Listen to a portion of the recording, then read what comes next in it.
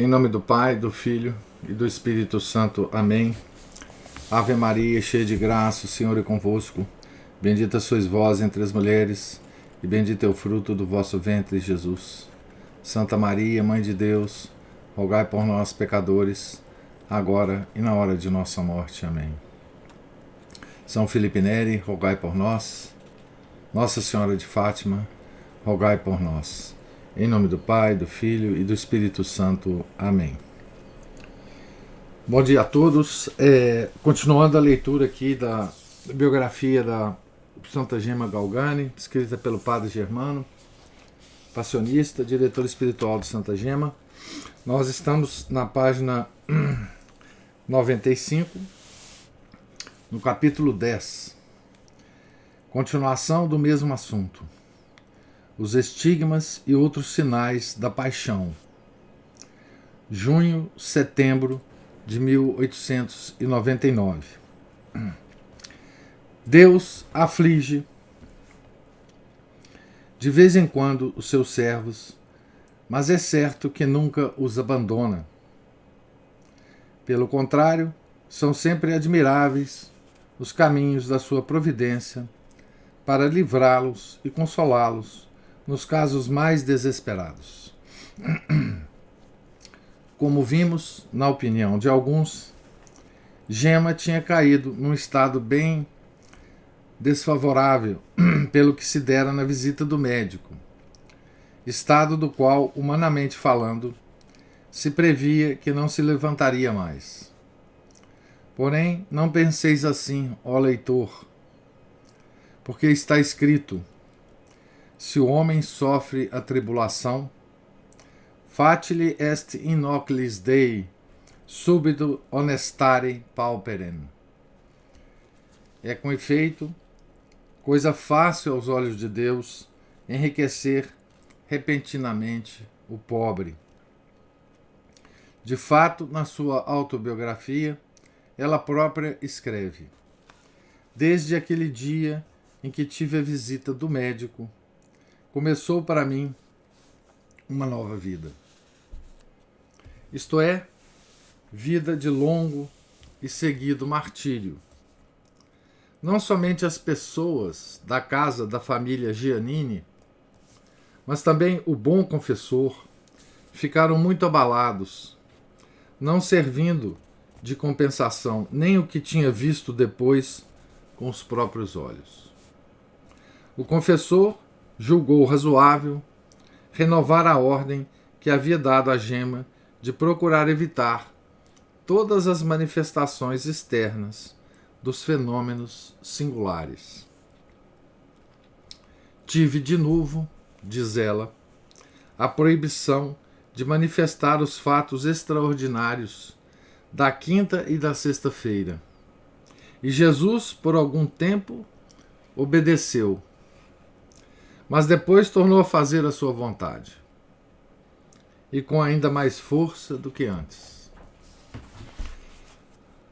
A serva de Deus, que por Jesus sabia das dúvidas e incertezas do seu pai espiritual, afligia-se muito, embora no seu coração gozasse do que chamava a mais bela humilhação que o meu querido Jesus me dá.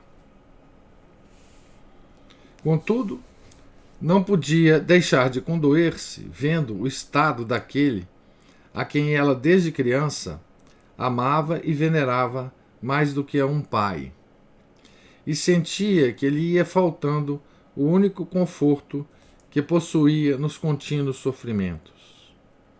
Ora, a quem recorreria se o perdesse de tudo? O autor está se referindo aqui ao confessor, né? Ao padre Volpe, né? Que ela sabia, através de Nosso Senhor Jesus Cristo, né? Das dúvidas e incertezas do seu confessor, né? Mas o compassivo Senhor dignou-se a consolar a sua serva e sustentá-la em tão grande estado de abatimento de espírito. Filha, Nas suas dúvidas, aflições e adversidades, tu te lembras de todos, menos de mim. A todos procuras para ter alívio e assistência, em vez de recorrer a mim. Jesus dizia para ela, né? Com essas palavras, o Divino Mestre dava a entender que, por mais justa e reta que fosse aquela dedicação e confiança em seu ministro, confessor, né? Não se deveria abater se tivesse que perdê-lo sem ser por sua culpa, devendo ficar satisfeita por ter sempre a Jesus. Foram suficientes essas palavras, que Gema bem compreendeu, para restituir-lhe a paz ao seu coração aflito, desapegá-la de todo o sentimento humano e induzi-la a entregar-se inteiramente a Deus. Isso é muito curioso, né? Porque depois de tudo isso, parece que ainda Santa Gema não estava entregue completamente a Deus, né? É que Nosso Senhor exige de certas almas, né, uma perfeição na virtude que é incompreensível, né, para nós. Quer dizer, como pode, né, ainda se exigir mais de uma santa como essa moça, né? E como em tudo regulava-se pelos princípios da virtude, embora receasse que aquele bom prelado formasse uma opinião menos favorável a seu respeito, não cessou de ter por ele a maior solicitude, suplicando sempre a Jesus que o iluminasse e consolasse, como se deduz das cartas por ela escritas a ele e a outras pessoas de sua íntima confiança. Até quando estava em êxtase nos colóquios que fazia, como mostrarei depois, enquanto desafogava com Deus o coração extenuado e traspassado de dor, via-se muitas vezes que a preocupava o pensamento do confessor.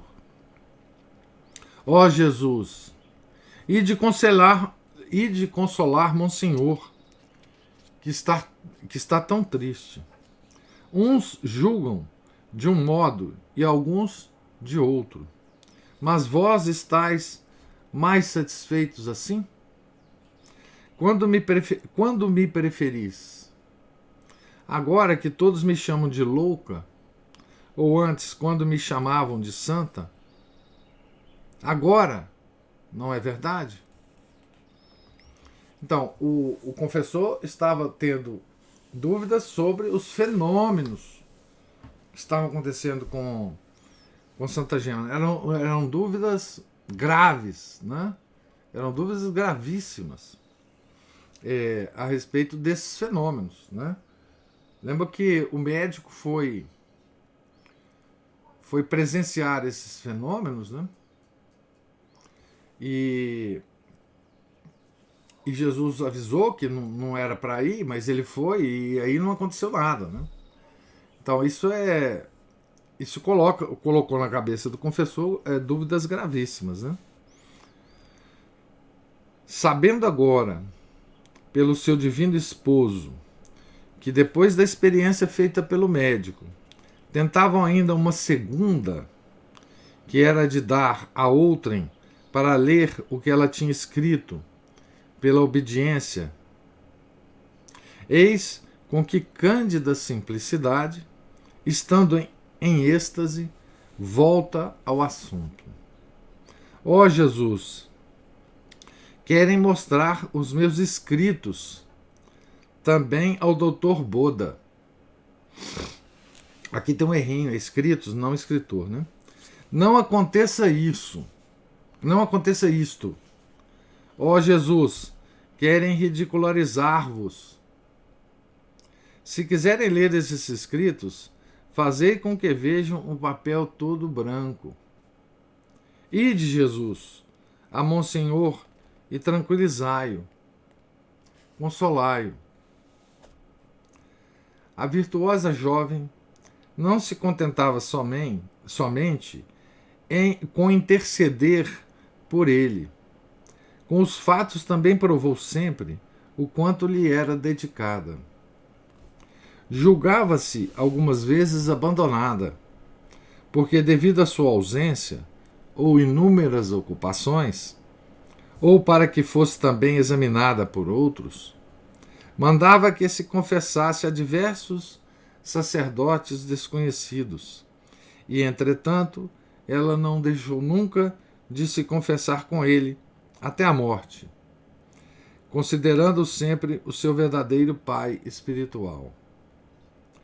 Quanto não temos de aprender à vista deste virtuoso proceder de Gema, no meio de tantas provações.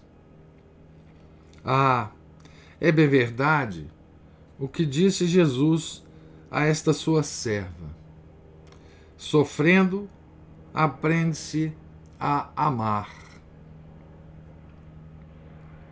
Entretanto, Deus dispôs que nesse mesmo mês de setembro de 1899, o padre Caetano voltasse a Lucca e, por estar doente, acabou ficando ali 2 meses. Ouvindo o que tinha acontecido com a visita do médico e as desanimadoras impressões do confessor, ficou muito abalado e começou também a ter dúvidas e suspeitas. Mas o benigníssimo Jesus quis fazer com que ele, como outrora, com São Tomé, quis fazer com ele, como outrora, com São Tomé. Põe aqui teu dedo, observa as minhas mãos, e aproxima a tua mão, e não sejas incrédulo, mas fiel. Essa é a descrição que Jesus falou a São Tomé, né? Ele viu mais uma vez, observou, apalpou e reafirmou: aqui, na verdade, está o dedo de Deus. Em seguida, escrevendo ao confessor, acrescentou que ele também quis que o médico examinasse, ordenando que lavasse por 3 ou 4 vezes as feridas, mas desta vez não desapareceram. Detendo-se por momentos o fluxo de sangue, logo recomeçou. Desta forma, também o padre Pedro Paulo, voltando quase sempre a Lucca para atender aos deveres de seu cargo, pôde, nos últimos meses de 1899 e nos anos de 1900 e 1901, observar detalhadamente não só os estigmas, mas todos os fenômenos maravilhosos operados por Deus em sua serva. E cada vez mais convencido, quis deixar-nos um testemunho tão autorizado dos prodígios da graça. Depois de se ter referido aos estigmas, continua a falar deste modo no coração, na coroação de espinhos. Então veja bem, gente, nessa época, então,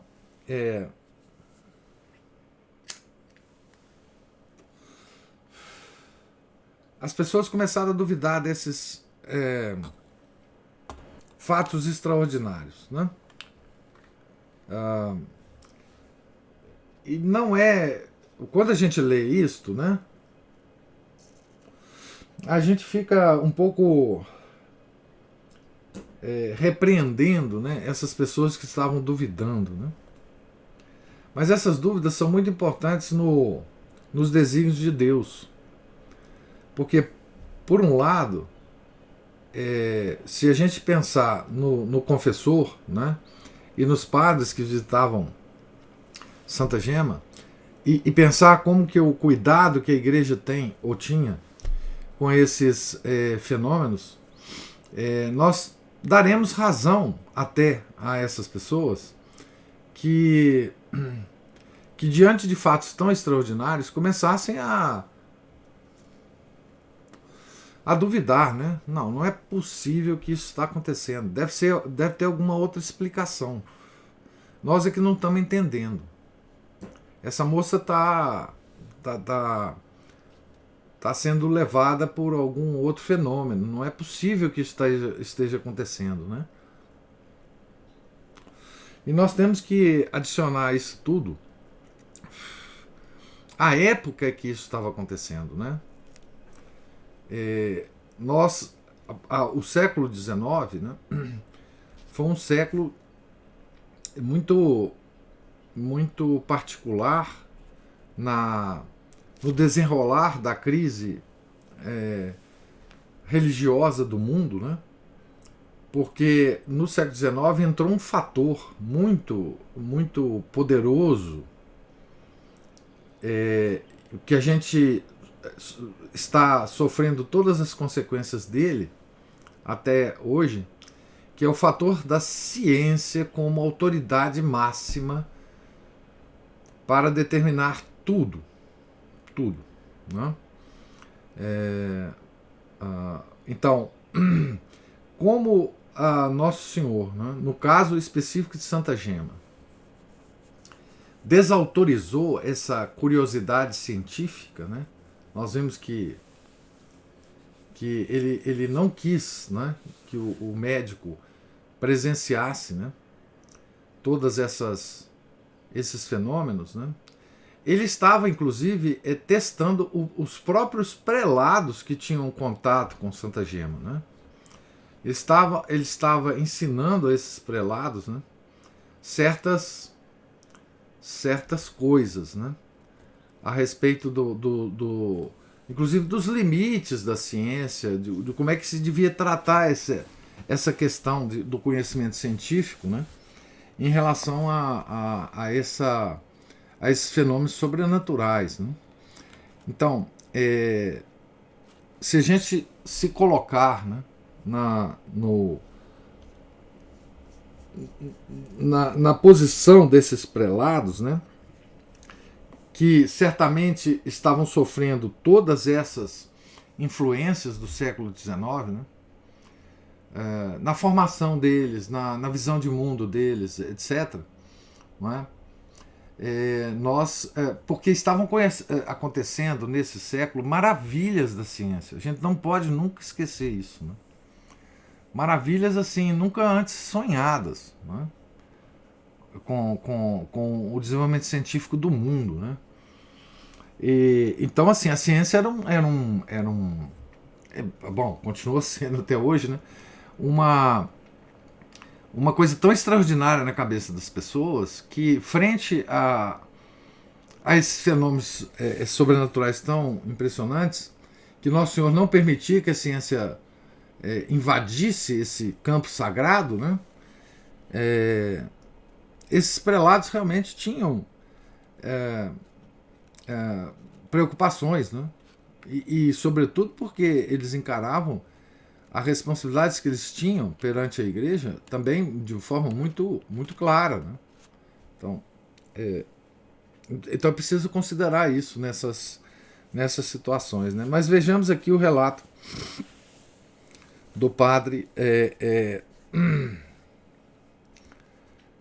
Pedro Paulo, né, sobre a coroação de espinhos, né? Ao redor da cabeça vi que apareciam diversas gotas de sangue, principalmente sobre as frontes.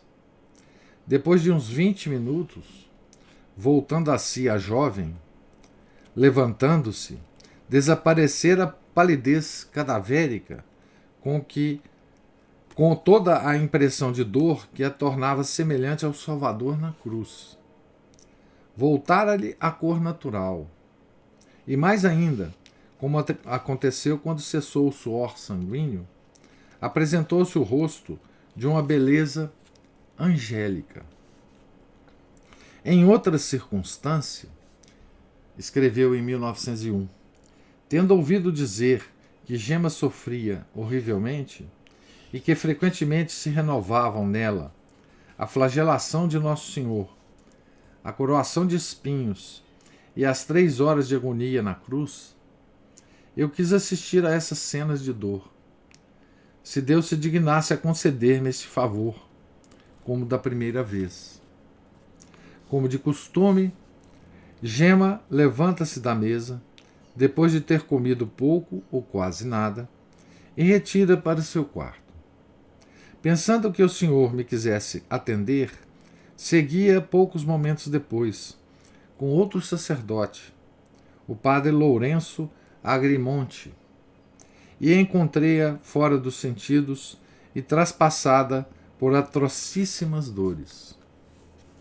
Mais de 2 horas e meia conservei-me naquele quarto, resolvido a não me retirar, senão depois de ter visto, com meus próprios olhos, ao menos o sangue que devia correr da cama na suposta coroação de espinhos. A jovem sofria com um palpitar de coração tão terrível e violento que levantava a coberta da cama, enquanto os braços estavam estendidos e inertes.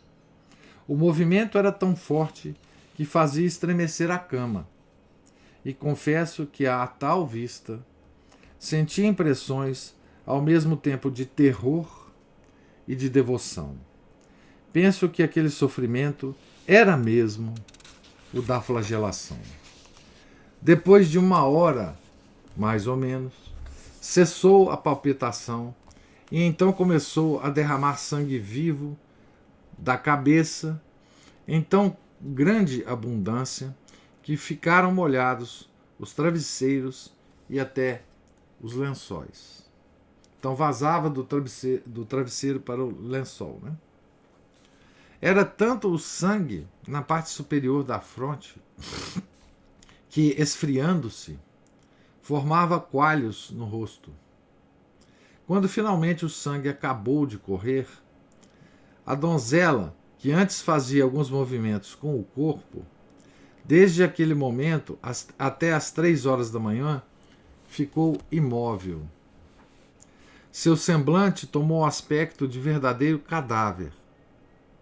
E ao vê-la naquele estado de palidez, com o rosto coberto de sangue seco que saíra pelos olhos, nariz, orelhas e até pela boca, parecia de fato morta. Tanto mais que nem se ouvia o coração palpitar, nem se sentia o pulso bater, e apenas se podia perceber a respiração. Depois de 3 longas horas passadas nesse estado, começou a recuperar os sentidos. Tornei a vê-la pouco tempo depois, ágil e viva, com a cor natural no rosto e já pronta para ir à igreja, receber a Sagrada Comunhão, como se nada tivesse sofrido. Referi ao confessor de Gema o que vi com meus olhos e toquei com minhas mãos. Falamos muito sobre esses fenômenos, assegurando-lhe que me tinham causado a melhor impressão, e ele rogou-me então que continuasse a examinar com atenção a sua penitente, dando-me todas as faculdades até para confessá-la. Então veja que o confessor estava sabendo de tudo, né? Estava seguindo todas essas observações para chegar a alguma conclusão. Né? Então esse é o relato do padre. Né? Igualmente, o senhor Mateus Giannini, sua esposa Dona Justina, seu filho primogênito e especialmente sua irmã, Dona Cecília, da qual teremos que falar de um modo especial, oportunamente, todos pessoas honradíssimas e de completa confiança, tiveram a facilidade de examinar, tanto antes como depois da visita do médico, não só uma, mas inúmeras vezes, no correr de 1 ano, os estigmas e os outros sinais da paixão do Redentor, a quem aprouve manifestar em sua serva. A essas vozes autorizadas seja-me permitido unir a segurança de quem escreve este livro e que também teve todo o ensejo de verificar e comprovar essas maravilhas operadas em Gema pelo Senhor. Aqui ele está falando dele mesmo, do autor, do padre Germano, passionista, né? O leitor me desculpará de ter reunido tudo o que se refere aos estigmas e aos outros sinais da paixão do Redentor, reproduzidos no corpo virginal da serva de Deus, a alguns fatos posteriores na cronologia de Gema. O complexo destas testemunhas exclui toda a contestação possível quanto à realidade do prodigioso fenômeno. Temos, é verdade, a infrutuosa visita do médico. Mas exatamente naquele dia, antes da visita, temos também a declaração de vários membros da família Giannini, a predição milagrosa da futura visita e o desaparecimento repentino de todas as cicatrizes, o que prova, evidentemente, o caráter sobrenatural do fenômeno. Além disso, Gema, tendo conhecimento de tudo por aviso de Jesus, tinha dito, por sua ordem, que seria inútil aquela visita. Que admiração, pois, que tivesse sido infrutuosa, como Jesus a prevenira. Além disso, admiremos neste ponto as disposições da divina providência. Gema não estava encerrada em convento de clausura. Vivia no mundo. Várias vezes no dia tinha de sair de casa, quer para ver a família Giannini, quer para ir à igreja assistir à missa, receber a Sagrada Comunhão e fazer a visita ao Santíssimo Sacramento. O resto do dia passava nessa casa. E poucas pessoas da maior confiança da família Giannini é que conheciam os fatos extraordinários que se operavam nela e guardavam tal segredo que não era de todos conhecidos. Então veja, Nosso Senhor não deu a Santa Gema a possibilidade de viver na clausura, como ela queria. Não é? Mas nós vamos ver, acho que no próximo capítulo, como é que ele arranjou para ela esta casa. Esta casa que não era uma clausura, mas era uma proteção extraordinária a Santa Gema. Não é? Ela já não estava mais na casa pobre da família. Ela também não estava na clausura, mas ela estava numa semi-clausura, digamos assim, né? Onde todos esses fenômenos extraordinários podiam acontecer e ela está protegida, né? Da curiosidade da cidade lá. Vocês imaginam se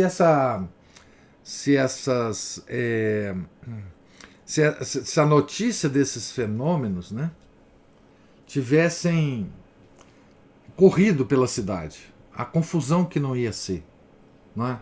A confusão muito maior na cabeça do confessor, né? O confessor tinha completa confiança nessa família também, né? Ele sabia que a família estava guardando esse tesouro que era a Santa Gema, né? Esse talvez seja uma situação muito pouco comum na igreja, né? Que um místico de tal, um santo, né? De tal envergadura, né? Vivesse no mundo, né? Porque a gente conhece outros místicos, né? Santa Teresa d'Ávila, São Paulo da Cruz, enfim, São João da Cruz, etc. Mas esses todos eram religiosos, né? que estavam, de alguma forma, em clausura. E as coisas aconteciam nas paredes do convento. Né? Nesse caso, não. Né? Em vez disso, o que sucederia se o médico ou outros estranhos tivessem verificado os estigmas e as outras manifestações extraordinárias? Quantos exames e investigações daí resultariam? Quantos curiosos a iriam observar na igreja, prestar-lhe atenção ao entrar e sair de casa? Não se tornaria logo a humilde virgem o assunto de conversação geral em Luca e também das zombarias de muitos? Deus, ocultando aos olhos do médico e de outros estranhos o prodigioso fenômeno, humilhou a sua serva e conservou no segredo o seu tesouro. Aqui tem uma nota de pé de página, né? Aqui, o venerável padre Germano apresenta o seu maior temor, que, saído do mundo privado de Gema, ela se tornasse uma nova Louise Latour, prejudicando a sua vida espiritual. A descrição em torno de Santa Gema, e em especial dos estigmas, foi sempre uma preocupação para ele padre Germano, né? Então, essa era a preocupação, né? Ademais, a prudência, a sabedoria, a doutrina e a consideração das pessoas que o tinham atestado, incluindo até mesmo o bispo, podiam bem suprir a falta do infrutífero exame do médico. A ciência não pode ter a pretensão de nos dar a explicação sobrenatural, mas somente afirmar-lhe os fatos. Ora, para que um fato seja admitido, não é indispensável que seja observado pelos sábios.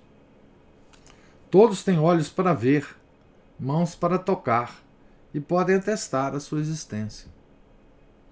Como no nosso caso, o fenômeno não era constante, mas se apresentava em ocasiões determinadas.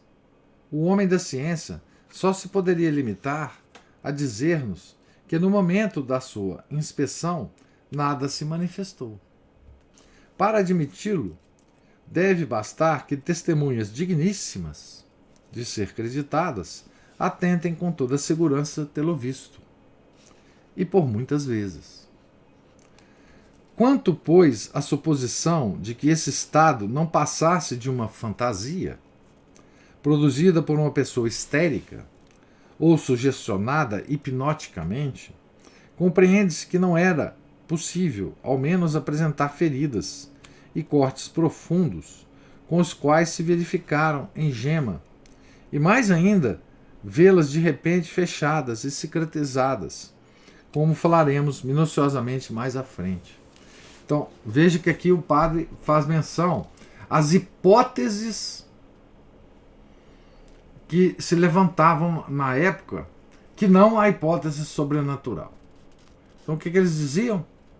O que se poderia pensar daquilo? Não é? Que fosse uma pessoa histérica, não é? Ou que estivesse sugestionada hipnoticamente, ou por auto-hipnose, ou por alguém. Né? Eles pensavam que isso seria uma explicação científica razoável para os fenômenos. Né? Mesmo assim, cientificamente, isso é um absurdo, mas eles estavam tentando elaborar alguma coisa que fosse razoável para a cabeça deles, né? E que não fosse sobrenatural, obviamente. Devemos, pois, concluir com firmeza que todos esses fatos vêm de Deus. O demônio poderia, talvez, chegar a operar o mesmo. Mas como conciliar a ilusão e o engano em uma alma tão rica de virtudes e transbordando de amor celeste.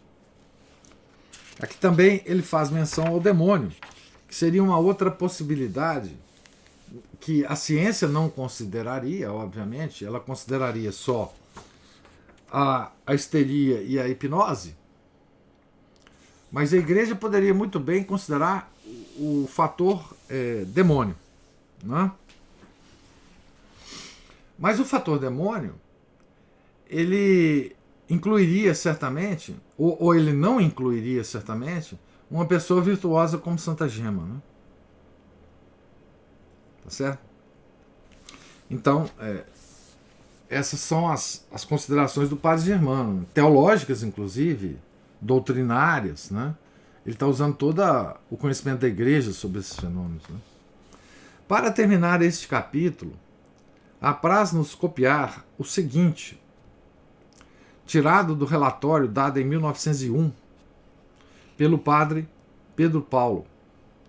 Embora trate de assuntos dos quais deveremos expressamente ocupar-nos nos próximos capítulos, referindo-se à serva de Deus, escreve: aproveitando as ocasiões oportunas, conferenciei muitas vezes com Gema.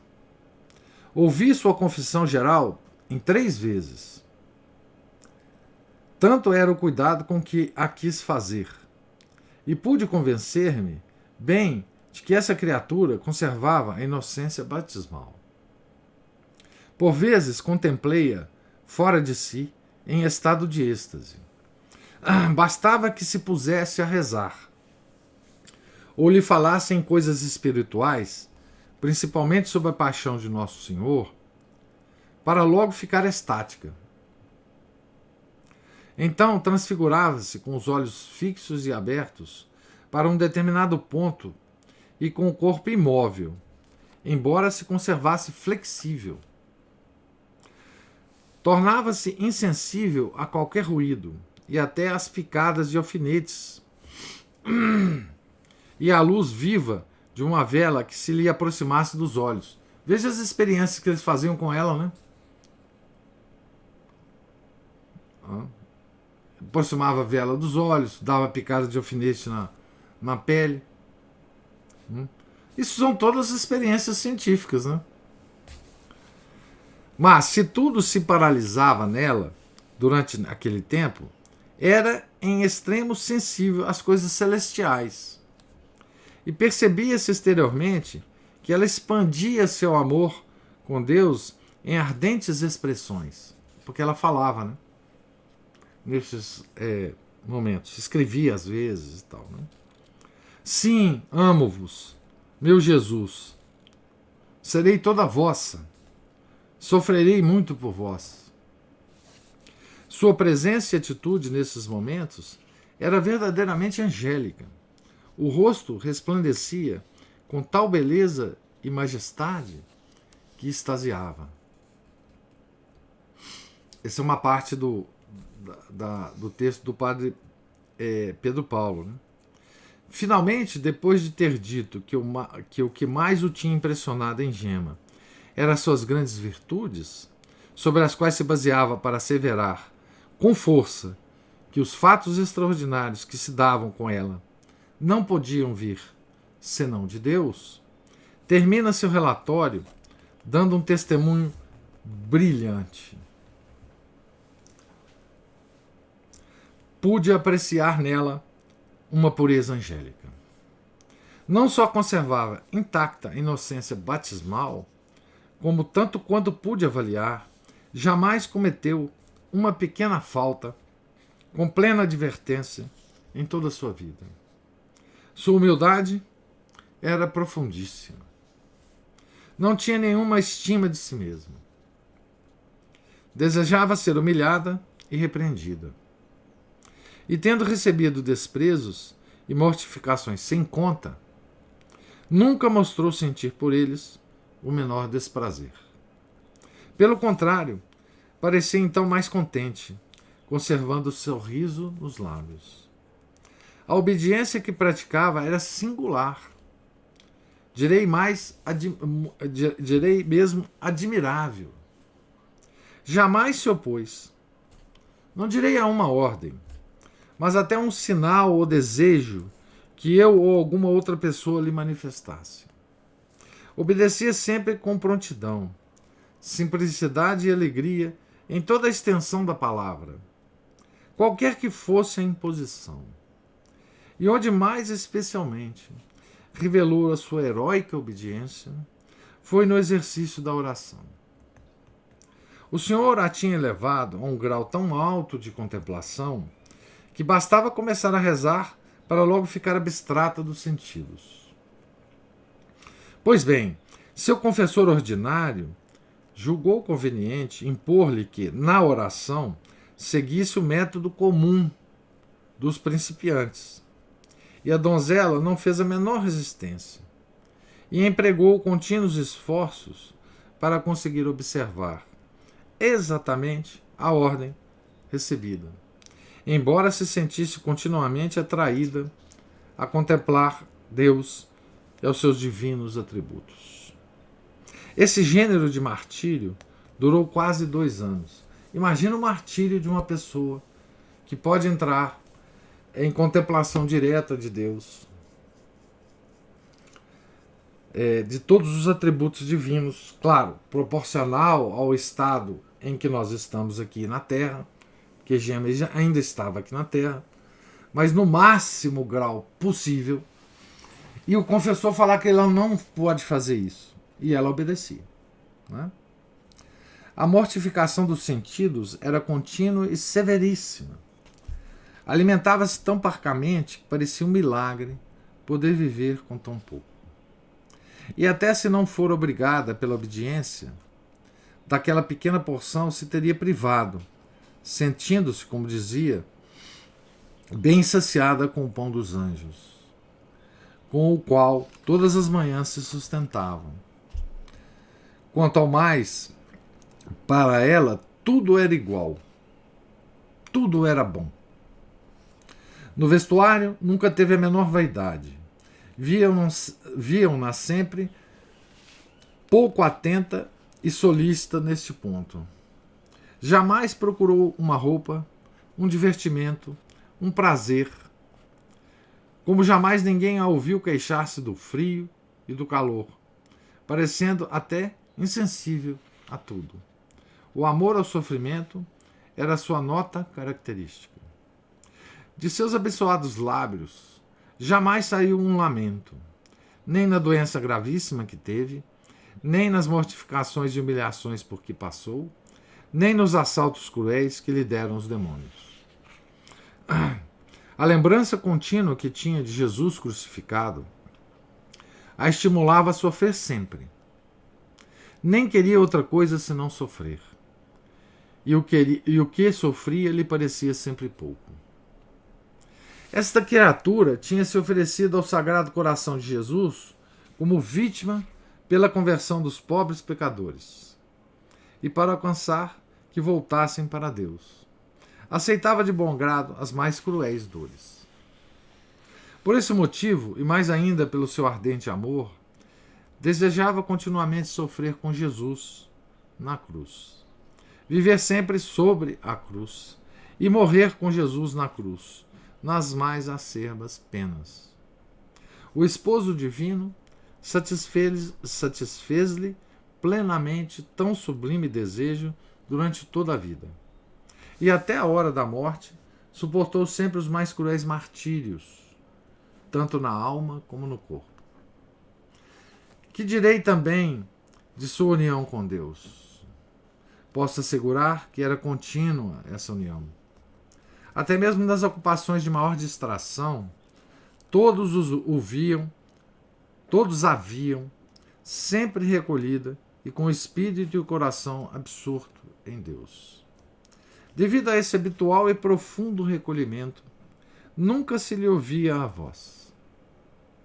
Respondia laconicamente às perguntas que lhe faziam e encerrava-se de novo no seu silêncio. Vivia tão identificada com o sumo bem que parecia antes uma criatura do céu do que da terra.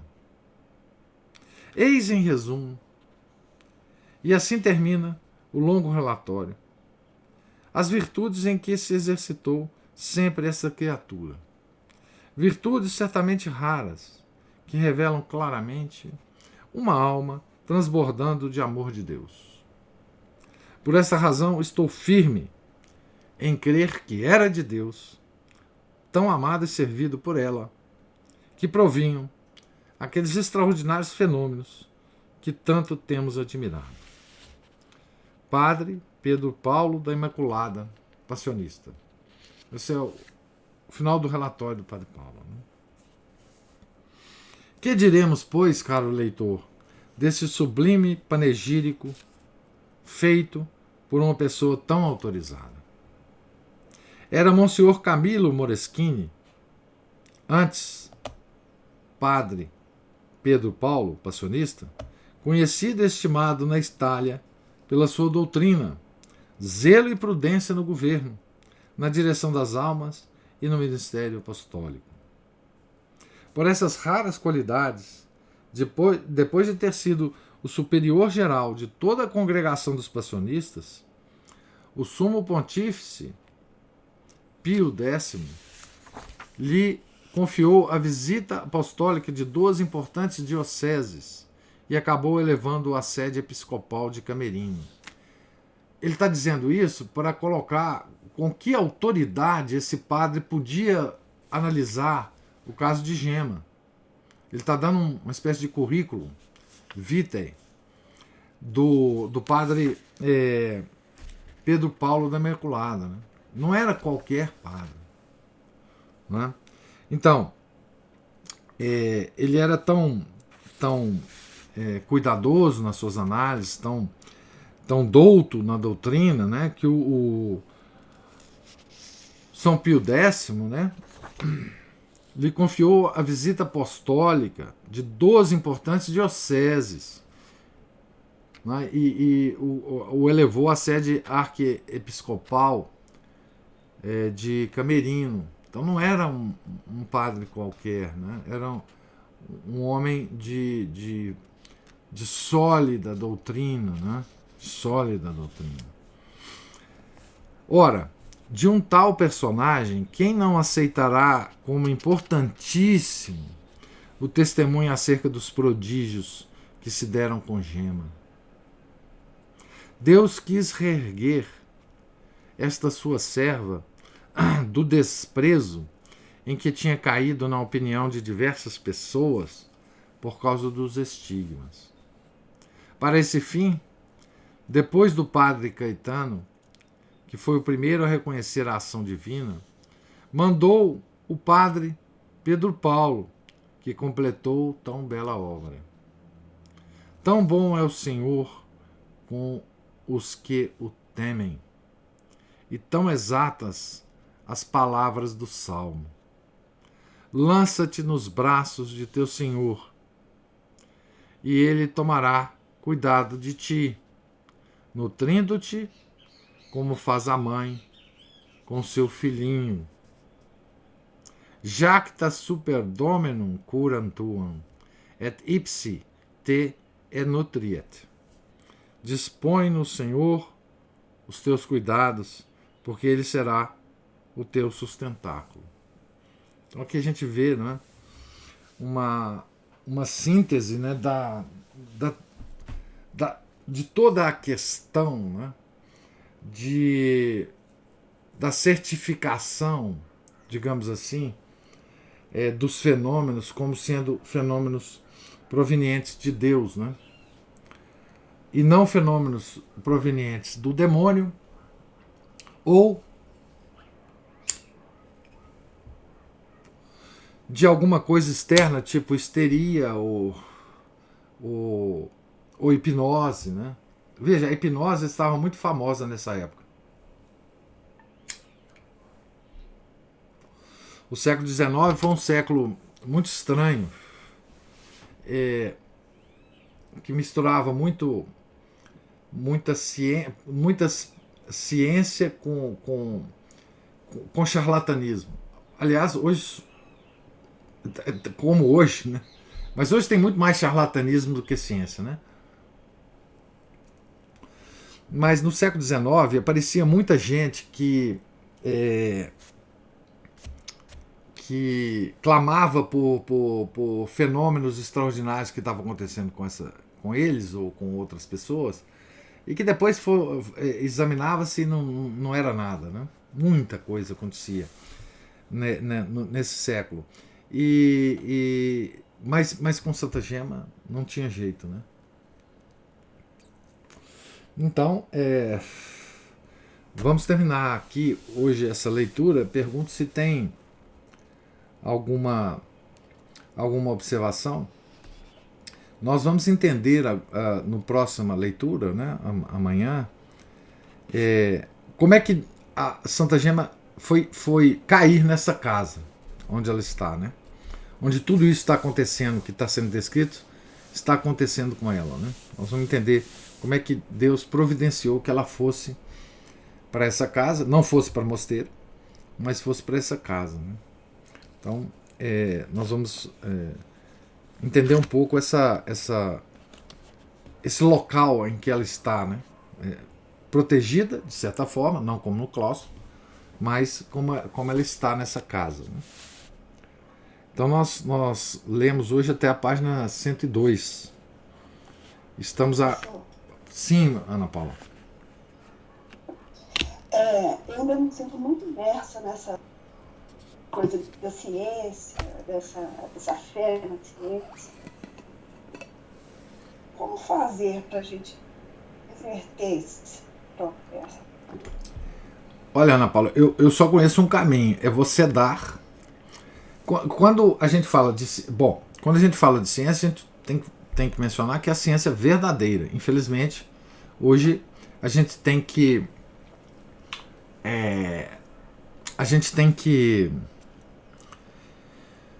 que dar esse adjetivo à ciência, né? Por causa do mundo que a gente vive, né? Essa ciência dita moderna, né, ela tem uma característica que é uma característica que não tinha na ciência antiga, né? A ciência antiga era a ciência das causas, que procurava as causas dos fenômenos, né? A ciência moderna, por causa de muita coisa, mas enfim, principalmente por causa do nominalismo, ela ficou preocupada com coisas particulares. Aristóteles já dizia que não existia ciência de coisas particulares, mas só de coisas gerais. Mas, enfim, lá pelo século XIII, XIV, as pessoas começaram a desistir das coisas gerais e concentrar nas coisas particulares.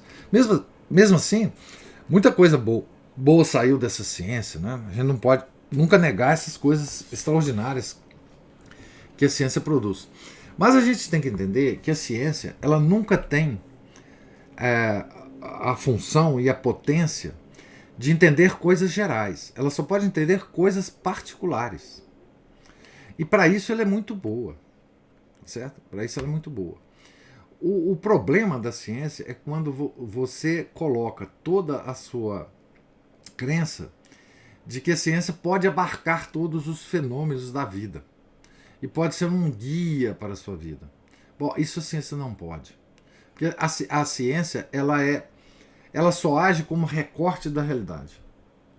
Né? Você recorta a realidade, tá certo?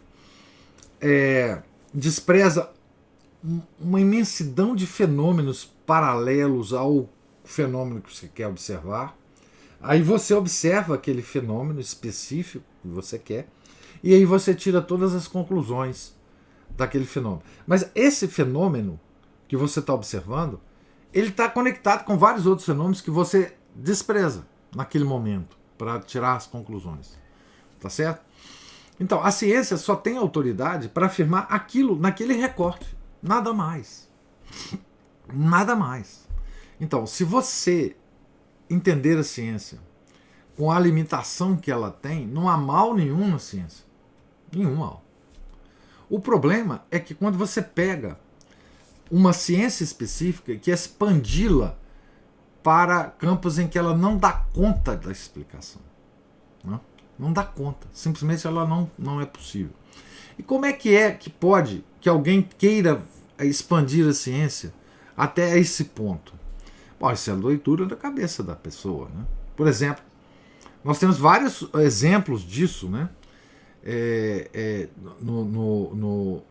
Atualmente, inclusive, vários exemplos de cientistas que quiseram fazer isso, né? Você pega, por exemplo, um biólogo da Universidade de Cambridge, muito produtivo na área dele, muito importante, etc. Um tal de Richard Dawkins. E o cara começa loucamente a escrever livros sobre coisas que não tem nada a ver com a especialidade dele. Como ele tem autoridade na biologia, as pessoas começam a transferir essa autoridade da biologia que ele tem, de fato, para as outras loucuras que ele fala. E isso é que é o problema, né? O Richard Dawkins é um completo ignorante, né? Eu sugiro para vocês lerem uma coisa muito interessante, um texto pequeno, muito interessante, que é um capítulo do livro Rebelião das Massas, do Ortega y Gasset. Esse capítulo, há muitos anos atrás, eu encontrei esse capítulo na internet por aí, específico. Se vocês não tiverem o livro, vocês podem tentar encontrar esse capítulo em separado na internet. Se não me falha a memória, o título desse capítulo é A Barbárie do Especialismo. Tá certo? Esse capítulo é bom porque ele é um resumo da tragédia da ciência e dos especialistas hoje. A tragédia, inclusive, pessoal dos especialistas, porque o cara é um especialista e ele se acha um generalista. Esse é o problema. Então, para nós, homens e mulheres de fé, o que nós temos que fazer é só ter uma visão proporcionada da ciência, né? Nós não somos anticientíficos. Nós reconhecemos as coisas boas da ciência, né? Os avanços científicos realmente importantes. Isso não tem problema conosco. O problema conosco é quando a ciência quer invadir um campo no qual ela não tem autoridade nenhuma e mais, não tem método nenhum para explorar esse campo. O problema do homem moderno é que ele acha que a ciência pode entender tudo.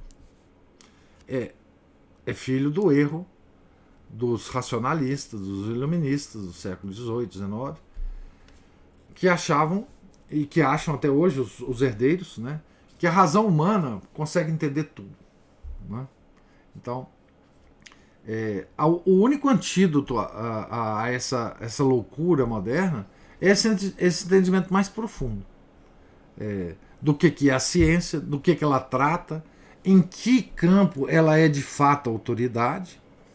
E mais ainda, a autoridade da ciência é muito limitada não só em relação à fé, mas também porque ela própria se autolimita, porque a autoridade da ciência ela só existe até que uma outra teoria venha substituir a teoria vigente. Então, a ciência é uma obra em ação. Ela não tem autoridade absoluta sobre nada, porque lá na frente nós podemos descobrir que essa cosmovisão que nós temos dessa disciplina aqui vai mudar porque vem um outro conhecimento. Então, a ciência nunca pode ser autoridade pública para nada. Autoridade que vá determinar comportamentos públicos, como é hoje, né? Mas a ciência não tem essa estrutura, ela não foi feita para isso, ela não dá conta disto. Só que as pessoas querem, obviamente, né, colocar a ciência como paradigma de tudo, e aí por várias razões, né? Se vocês quiserem entender essas razões, basta ler o Manual Politicamente Incorreto da Ciência, não é? em que ele vai dar vários exemplos dessas porcariadas todas aí, né? No prefácio do livro, eu também faço uma observação sobre toda essa questão que eu estou falando aqui para vocês, que talvez valesse a pena ler, né? Mas a questão da ciência é essa. Ela não tem autoridade. E as pessoas dão autoridade para a ciência porque elas querem dar autoridade para a ciência. Né? No fundo, se você pegar tudo que se fala sobre a ciência, em qualquer situação, por exemplo, do vírus chinês, né? Que, enfim, todo mundo fala sobre isso. Né? Se você pegar de fato o conhecimento científico puro e simples que nós temos do vírus, você vai ver que não é muita coisa. Mas, no entanto, tudo foi feito em nome de uma ciência. Em nome de uma ciência. Não é? E essa ciência ela não existe.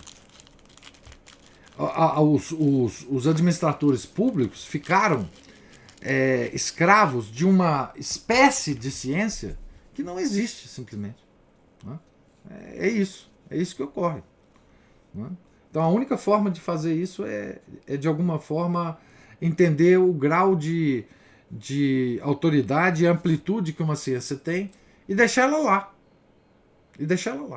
Né? Existem outros conhecimentos que não advêm da ciência, que são tão importantes para a vida do homem como da ciência. Né? É a única coisa que eu posso dizer a esse respeito. Né? Então, espero que tenha pelo menos tido alguma utilidade essas minhas observações para você, Ana Paula. Alguma outra... Diz nada. Então, gente, tenham todos um santo dia. Até a nossa próximo encontro amanhã. Em nome do Pai, do Filho e do Espírito Santo. Amém. Ave Maria, cheia de graça, o Senhor é convosco. Bendita sois vós entre as mulheres, e bendito é o fruto do vosso ventre, Jesus. Santa Maria, Mãe de Deus, rogai por nós, pecadores, agora e na hora de nossa morte. Amém. São Raimundo Nonato, rogai por nós. Santa Gema Galgani, rogai por nós. São Felipe Neri, rogai por nós. Nossa Senhora de Fátima, rogai por nós. Em nome do Pai, do Filho e do Espírito Santo. Amém.